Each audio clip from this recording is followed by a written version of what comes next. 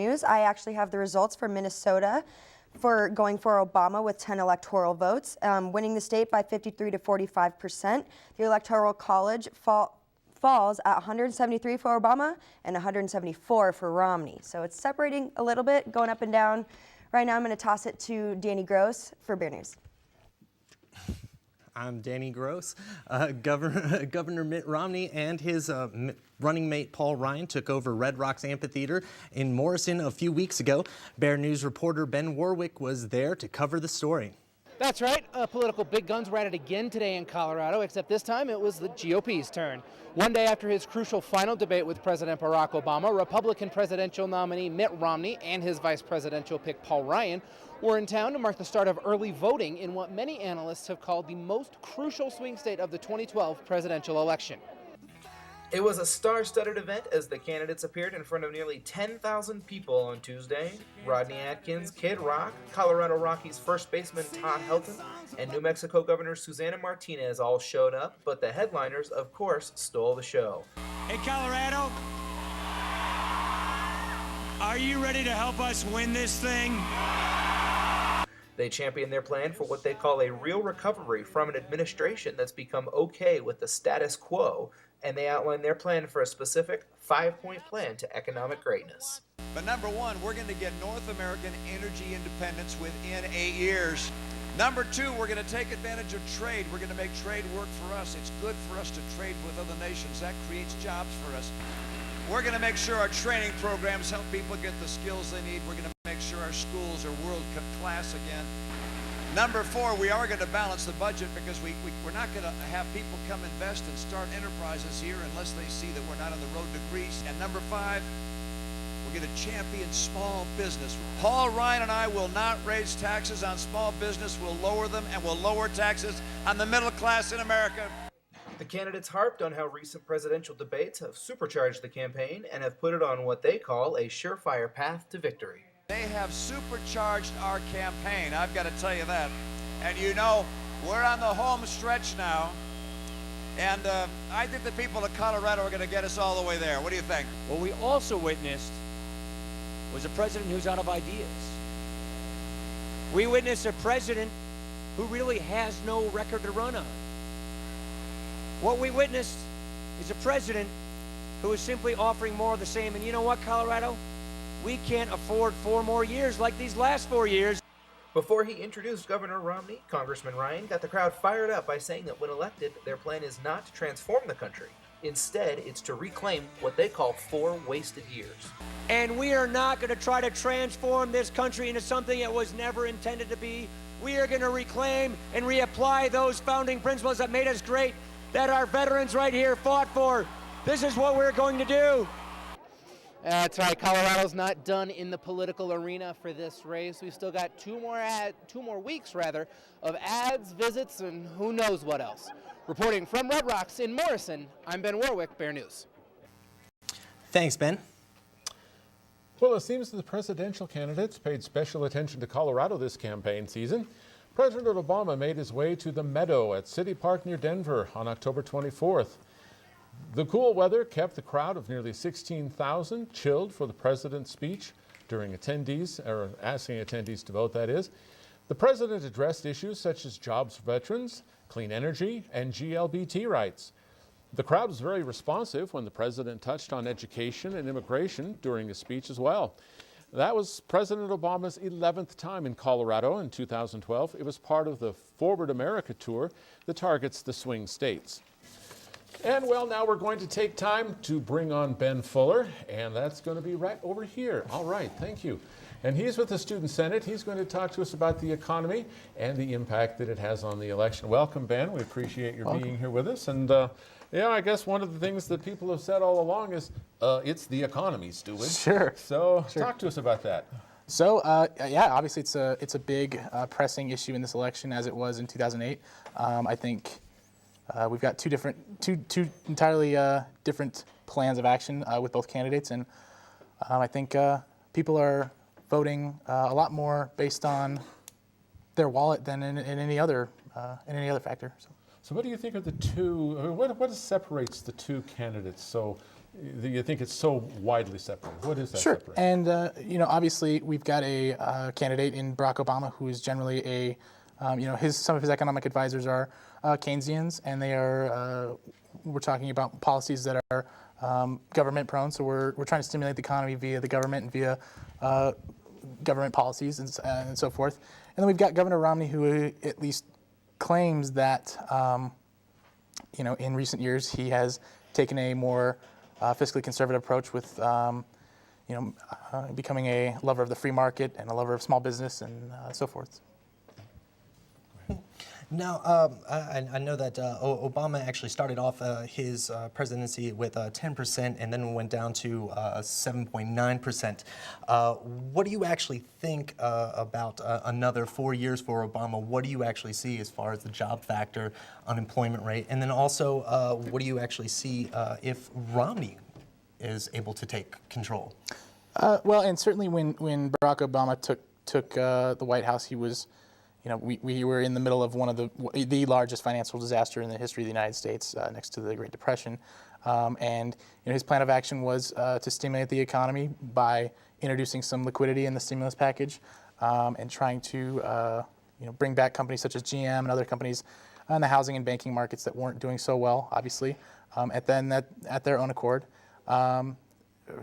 However, I don't necessarily know that I would attribute any success, whether it be in the unemployment rate or in the GDP that has changed since 2008 until today, necessarily entirely on government stimulus. I think the business cycle has done what all economists claim that it does. We bounce back from a collapse, and maybe I think a lot of the Democratic argument is that we prevented something worse from happening. We prevented a depression.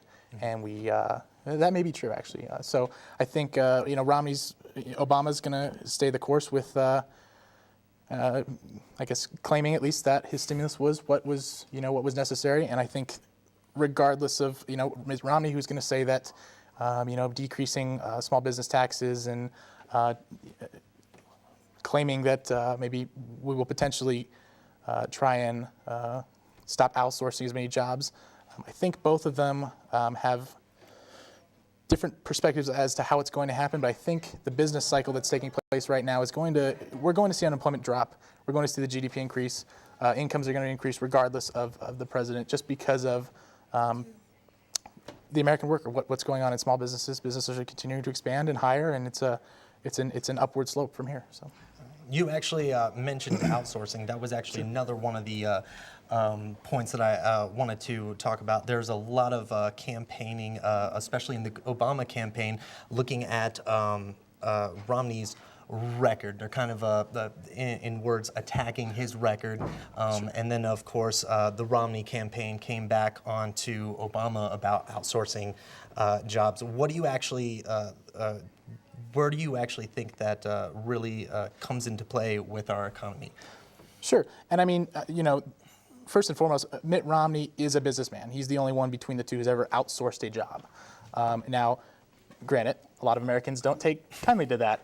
However, I think, what he has done with some of his successes, whether it be in the financial sector or in any of his other entities that he's been a part of, outsourcing jobs is something it's a way to stimulate the economy in the long run temporarily, I guess you could say. So, right now, labor is cheap in China, and if a business wants to grow and a business wants to expand and be able to hire more service level jobs in the United States, or even management level jobs, or et cetera, cheap labor is necessary. So I think Mitt Romney's done what any businessman would do, and I think it says a lot that he's been successful in the business world, and I think we'll just kind of have to see whether or not cheap labor stays the same in places like China and India over the next 4, 8, or I guess maybe we're looking further in the future than that. But for now, I think outsourcing jobs is just part of the way that businesses are trying to get off the ground in terms of manufacturing and having cheap labor and even cheap service labor overseas. A necessary evil. Correct. All right. Yeah. Now, actually, I wanted to, we have a little bit more time. I actually wanted to jump on the healthcare area. Sure. Obamacare, everybody's been talking about that. Is it an ever-rising price tag? And then, of course, we have the Ryan's plan that is has like no safeguards against the rising healthcare costs. Sure. What do you actually think that has on the effect on the economy? Sure. Especially considering Obamacare. Sure.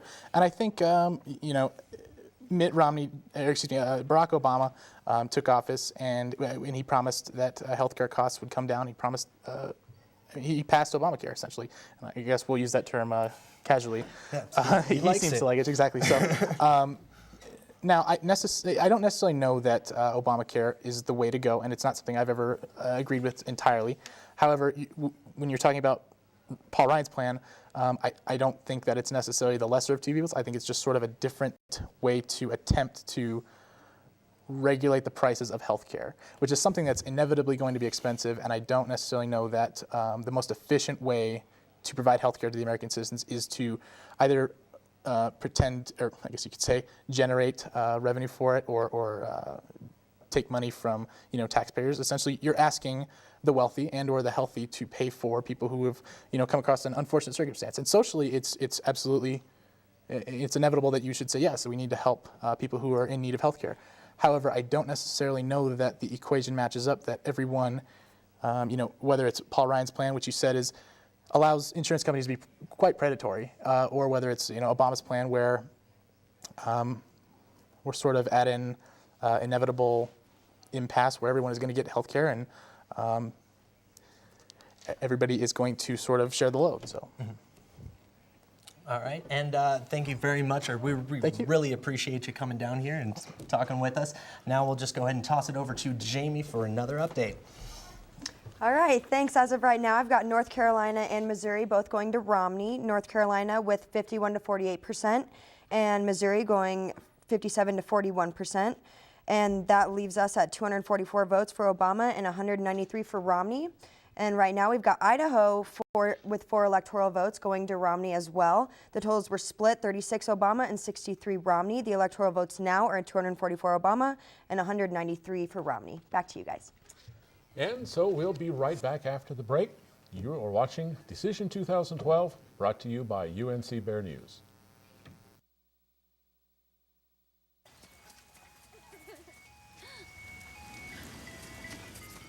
Mom, can we get some ice cream? Please, Mom, please. No, we're having dinner soon. Please.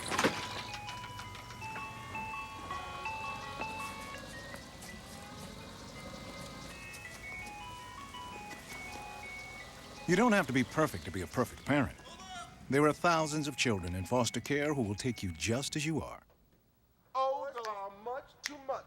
Those boys are much too much.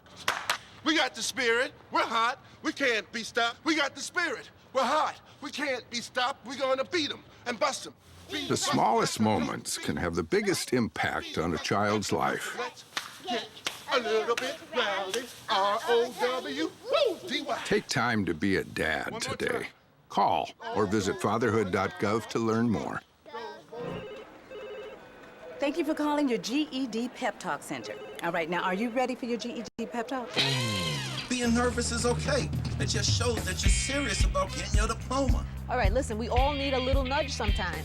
I don't function without coffee in the morning, but it is going to take more than a double mochaccino to help you here. A lot of things are scary. Heck, I'm scared of clowns. No quiero oír. Danny, no lo puedo hacer. Quiero oír. Danny, lo voy a hacer. DMC, liking your pep talk style. Just keeping it real, Debs. Just keeping it real. Louder! Louder! I'm gonna get my GED! Come on! Get your GED!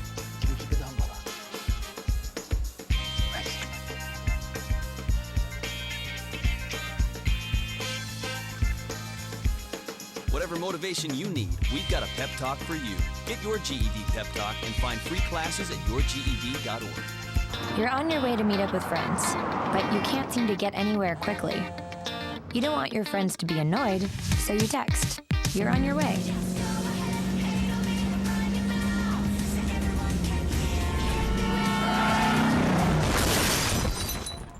5 seconds is the average time your eyes are off the road while texting while driving. Make sure you get where you're going. You must be your fairy godmother? It doesn't take a fairy godmother to tell you that the right fit means everything. Especially when it comes to car seats. Always choose one that's the right fit for your child's age and size. Oh, that does make a difference. Remember, their happily ever afters are in your hands. To find out more, visit safercar.gov/the-right-seat. Now it's time for This Week in Bad Stats. Bad stats? Horrible stats. Here goes. 260. That's how many runs were walked in with the bases loaded last season. Wow, very good. Here's a tough one, though. 3 and 4. No idea. That's the number of kids who witness bullying. 3 out of 4. Not a good stat. No, it's not, but that can change. Kids want to help, but they don't know how. You can visit STOPBULLYING.GOV and give them the tools they need to help prevent bullying. There are plenty of safe ways kids can help at STOPBULLYING.GOV. President Obama has more to prove during the second debate. In a town hall forum, 82 voters who are undecided in the New York area asked questions to the 2012 presidential candidates. The second presidential debate takes place in a town hall forum in New York. This forum allows undecided voters within the area to ask questions of both candidates. Mr. President, Governor Romney, as a 20-year-old college student, all I hear from professors, neighbors, and others is that when I graduate, I will have little chance to get employment. What can you say to reassure me, but more importantly, my parents, that I will be able to sufficiently support myself after I graduate? I know what it takes to create good jobs again. I know what it takes to make sure that you have the kind of opportunity you deserve. And kids across this country are going to recognize we're bringing back an economy. And what I want to do is build on the 5 million jobs that we've created over the last 30 months in the private sector alone. And there are a bunch of things that we can do to make sure your future is bright. Your Energy Secretary, Stephen Chu, has now been on record 3 times stating it's not policy of his department to help lower gas prices. Do you agree with Secretary Chu that this is not the job of the Energy Department? The proof of whether a strategy is working or not is what the price is that you're paying at the pump. If you're paying less than you paid a year or two ago, well, then the strategy is working. But you're paying more. When the president took office, the price of gasoline here in Nassau County was about $1.86 a gallon. Now it's $4 a gallon. Because the economy was on the verge of collapse. Because we were about to go through the worst recession since the Great Depression. As a consequence of some of the same policies that Governor Romney is now promoting. So it's conceivable that Governor Romney could bring down gas prices, because with his policies, we might be back in that same mess. In what new ways do you intend to rectify the inequalities in the workplace, specifically regarding females making only 72% of what their male counterparts earn? This is one of the reasons why the first bill I signed was something called the Lilly Ledbetter bill. And this is named after this amazing woman who had been doing the same job as a man for years, found out that she was getting paid less, and the Supreme Court said that she couldn't bring suit because she should have found out about it earlier. She had no way of finding out about it. So we fixed that. I was proud of the fact that after I staffed my cabinet and my senior staff, that the University of New York in Albany did a survey of all 50 states and concluded that mine had more women in senior leadership positions than any other state in America. That the State Department refused extra security for our embassy in Benghazi, Libya, prior to the attacks that killed 4 Americans.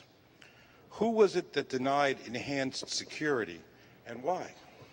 So as soon as we found out that the Benghazi consulate was being overrun, I was on the phone with my national security team, and I gave them 3 instructions. Number 1, beef up our security and procedures, not just in Libya, but in every embassy and consulate in the region. Number 2, investigate exactly what happened, regardless of where the facts lead us, to make sure that folks are held accountable and it doesn't happen again. And number 3, we are going to find out who did this, and we're going to hunt them down. Because there were many days that passed before we knew whether this was a spontaneous demonstration or actually whether it was a terrorist attack. And there was no demonstration involved. It was a terrorist attack. And and it took a long time for that to be told to the American people. Whether there was some misleading or instead whether we just didn't know what happened, I think you have to ask yourself, why didn't we know? All right, well, we have John McPherson, the Director of University Relations for the Student Senate, and he's joining us now to talk about domestic policy. Hello, John, how are you? Good, how are you doing? Welcome to our Bear News program this evening. Thanks for having me. Well, we have a very interesting election going on, as we all very well know. Very domestic close. policy. Yeah, let's talk about domestic policy. You and I were talking a little bit about 5 things that are common misconceptions within the economy and things like that. So how about we start with bullet point number 1? Okay, yeah. Robert Reich actually has 7, but these are basically the 5 things that most people kind of misconceive about the economy. And these are big issues that people vote on, so it's really good to know the truth about these. First off, this isn't one of the points, but what Mitt Romney is proposing is absolute fiscal insanity. The tax cuts for the rich don't actually help the economy. From 1933 from World War II to about 1980, the tax rate was 70%, and it was cut down to about 35. That's the marginal tax rate for the top 20% earners. And we saw no rise, absolutely at all, adjusted for inflation, the middle class average income or the minimum wage. Number 2, tax cuts for the rich don't trickle down. We've seen that through the Bush tax cuts. We've seen that through the Reagan administration. It only helps the wealthy, really. That's the only people that would benefit from something like that. Shrinking government equals more jobs. When you shrink government, you have to fire people who work in government, which means that you will be eliminating their jobs. When someone says they want to privatize an industry, all they're saying is that we want to get rid of it and hope that people from the private industry will come in and basically fix it. Medicare is a big major driver of the deficit. That's actually wrong. The only reason Medicare is so expensive is because the rising cost of health care right now. With the bargaining power that the government has over private industry, we'll be able to kind of demonopolize what is right now a monopoly in the healthcare insurance industry and hopefully lower prices for average income Americans. Social Security is not a Ponzi scheme. It's solvent for the next 26 years. Privatizing it would leave it to the whims of the market, which is horrible for a government program. You do not want that to happen. In the good times where GDP is up, where our stock market's doing well, it would be great because we'd be earning a lot more as far as Social Security goes. But if a recession happened, which happens about every 7 years, we get a recession, your Social Security, your retirement would be at the whims of the market, and there'd be no guarantee that when you did retire at about age 60, 63, that you would be guaranteed an income. Not to mention it helps poor people, homeless people. These are unemployment benefits, people who are looking for a job. Looking for a job is a full-time job. We should really help those people out and just don't make them discouraged workers. If we could go back to Medicare for just a second, they've been talking a little bit about this voucher system that Romney was going to put in place. Can you talk a little bit more about what that would look like? A voucher system is absolutely insane, too. All that's saying is that we're going to give you X amount of dollars, and then you're going to go find a healthcare plan that works for you. The problem with that is that everybody has different expense costs. Everybody has different pre-existing conditions. Someone young like us who probably aren't at risk for getting very sick, the cost would be low. But we need that government assurance in place so that if people do get sick and they don't have Medicare, they'll be able to come back. Okay. And the whole privatizing the healthcare industry, also, can you maybe speak to that? Because I know that that's something that Romney was talking about as well. That's different from what we've had for the last 4 years. Well, the healthcare industry is a private industry, but it's such a monopoly. There's not a lot of people out there competing for your business. It's a lot, I compare it a lot to the cell phone market. Not a lot of carriers out there. If you want to shop around for a cell phone, that's why your phone bill is so expensive. But he wants to take Medicare, slash it. He wants to get rid of Obamacare, which, by the way, provides 17 million children with health care. He wants to get rid of that and say, the market will take care of it. Let's just all put our faith in the market and hopefully we do better. And Obama has been pretty happy with Obamacare. Was there any, but a lot of people have been complaining about it. Was there any changes that he was going to make to it? Do you know? I don't believe so. Okay. If he gets reelected, I don't think anything will happen to Obamacare. The nice part about Obamacare is What a lot of Republicans, conservatives overlook is the fact that if you have a healthier workforce, you're going to have a higher GDP. Okay, I'm being told we're over. Oh, if I'm sick and I can, get healthier faster, I can work faster and I can provide an income and thus pay taxes. Gotcha. Okay, so I guess we're going to go with Jamie and some talk to us, updates? Jamie. I have some major updates right now. So as of right now, Washington went to Romney, and California's 55 electoral votes went to Obama, and then Obama was also called for Iowa's.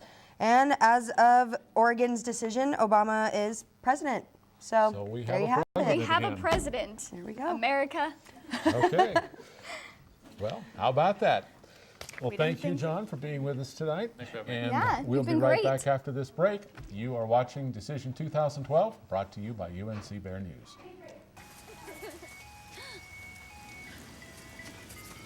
Mom, can we get some ice cream? Please, Mom, please. No, we're having dinner soon. Please.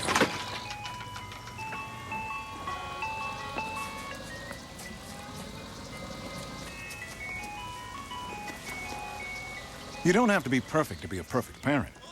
There are thousands of children in foster care who will take you just as you are. Oh, those are much too much. Those boys are much too much. We got the spirit. We're hot. We can't be stopped. We got the spirit. We're hot. We can't be stopped. We're going to beat them and bust them. The smallest moments can have the biggest impact on a child's life. Let's get a little bit rowdy. R-O-W-D-Y. Take time to be a dad today. Call or visit fatherhood.gov to learn more. Thank you for calling your GED Pep Talk Center. All right, now, are you ready for your GED Pep Talk? Being nervous is okay. It just shows that you're serious about getting your diploma. All right, listen, we all need a little nudge sometimes. I don't function without coffee in the morning, but it is going to take more than a double mochaccino to help you here. A lot of things are scary. Heck, I'm scared of clowns. No quiero oír. Danny, no lo puedo hacer. Quiero oír. Danny, lo voy a hacer. DMC, liking your pep talk style.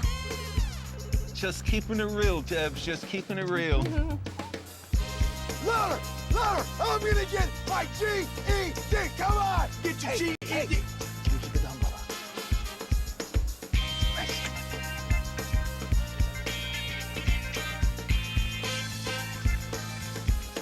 Whatever motivation you need, we've got a pep talk for you. Get your GED pep talk and find free classes at yourged.org. You're on your way to meet up with friends, but you can't seem to get anywhere quickly. You don't want your friends to be annoyed, so you text. You're on your way.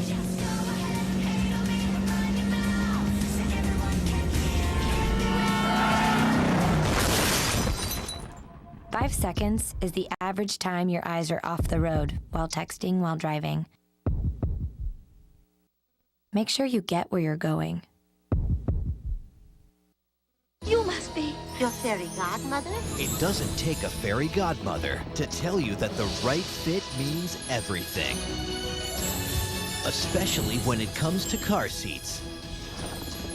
Always choose one that's the right fit for your child's age and size. Oh, that does make a difference.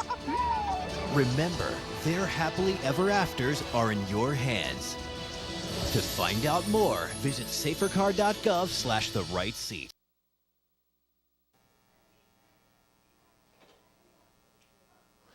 And before we go off the air tonight, we'd like to take the time to thank everyone who made this night possible. We'd like to thank all of our guests for coming out to talk to us tonight about the various races and the issues. Our guests tonight were Connor McCabe, Kelly Scott, Ben Fuller, John McPherson, Shelby Williams, Rebecca Hoy, and James Keaton. And we'd also like to thank the Mirror and all the staff members who came out to do research for us throughout the night. The Mirror staff that helped us out was Parker Cotton, Tommy Simmons, Connor McCabe, Antonio Hill, Stephen Josephson, and Kurt Hinkle. And we also want to give a shout out to the School of Communication for helping us to keep our staff full by providing some food. Oh, the way to a person's heart's through their stomach, right? Without all these people here to help us, we would not have been able to accomplish and do the things we did tonight to do the election results.